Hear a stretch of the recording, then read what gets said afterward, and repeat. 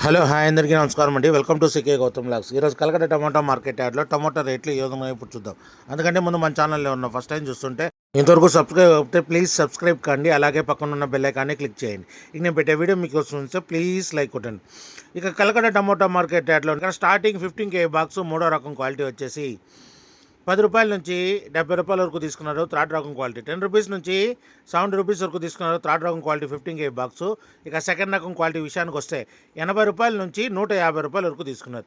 ₹80 నుంచి ₹150 వరకు తీసుకున్నారు. సెకండ్ రకం క్వాలిటీ 15 kg బాక్సు.